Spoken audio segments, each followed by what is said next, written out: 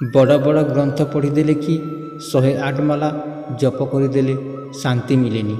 ପ୍ରକୃତ ଶାନ୍ତି ତ ଉତ୍ତମ କର୍ମ ଆଉ ସ୍ୱଚ୍ଛ ବିଚାରରୁ ମିଳିଥାଏ। ଲୋକେ କହନ୍ତି ଜୀବନରେ ଯେତେ ସୁଖ ଶାନ୍ତି ଭରିଯାଏ ତାକୁ ହିଁ ଜୀବନ ବୋଲି କୁହାଯାଏ। କିନ୍ତୁ ପ୍ରକୃତରେ ଜୀବନ ତ ତାକୁ ହିଁ କୁହାଯାଏ ଯେବେ ଆପଣଙ୍କ ପାଇଁ ଅନ୍ୟର ଓଠରେ ହସ ଫୁଟିଥାଏ। ଯଦି ମଣିଷ କିଛି ଭୁଲ କରୁଛି ତାଙ୍କୁ ଗାଲି କରିବା ପରିବର୍ତ୍ତେ ତାଙ୍କୁ ବୁଝାଅ। ଗାଲି କଲେ ମଣିଷ ଅଭିମାନ କରିବ, ବୁଝାଇଲେ ମଣିଷ କିଛି ଶିଖିବାକୁ ପାଇବ।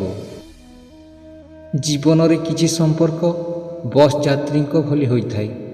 କିଏ ଅଧାରୁ ଓହ୍ଲାଇ ଚାଲି ଯାଆନ୍ତି ତ ପୁଣି କିଏ କିଛି ବାଟ ସାଥିରେ ଥାଆନ୍ତି।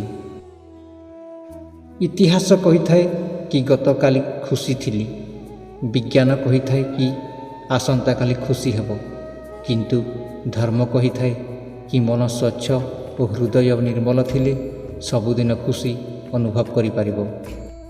ଖୁସିରେ ଥାନ୍ତୁ, ଭଲରେ ରୁହନ୍ତୁ। ଭିଡ଼ିଓଟି ଭଲ ଲାଗିଥିଲେ ଲାଇକ୍, ସେୟାର, ସବସ୍କ୍ରାଇବ୍ ଏବଂ କମେଣ୍ଟ କରନ୍ତୁ। ଜୟ ଶ୍ରୀ ଜଗନ୍ନାଥ।